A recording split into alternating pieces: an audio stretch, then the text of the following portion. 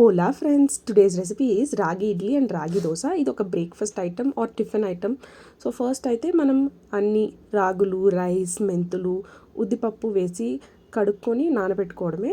So first measurement కోసం అయితే నేను ఒక గ్లాస్ తీసుకున్నాను. మీరు కూడా ఒక గ్లాస్, కప్ ఏదైనా తీసుకోవచ్చు.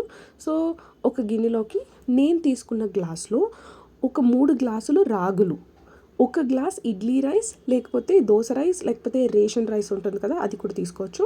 తర్వాత ఒక గ్లాస్ ఉద్దిపప్పు, ఒక ఫుల్ చెంచా మెంతులు తీసుకొని బాగా 3-4 టైమ్స్ వాష్ చేసి నానపెట్టుకోవాలి. మనం మార్నింగ్ నానపెట్టుకుంటే నైట్ మనం మిక్సీ పట్టేసి నైట్కి పెట్టేస్తే మార్నింగ్ అంతా బ్యాటర్ రెడీ అయిపోతుంది.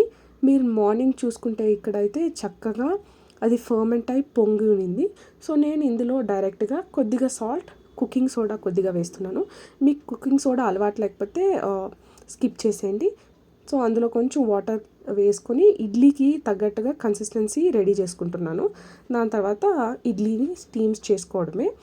సో ఇక్కడ నేను ఇంకొద్దిగా వాటర్ వేసి నేను దోశలు కూడా ప్రిపేర్ చేసుకున్నాను. సో ఈ 2 in బ్యాటర్ వెరీ యూస్ఫుల్. దోశకి నచ్చితే దోశ తినచ్చు, ఇడ్లీ నచ్చితే ఇడ్లీ తినచ్చు. సో మీకు కనుక ఈ రెసిపీ నచ్చినట్లయితే do not forget to like, share and subscribe. Bye bye.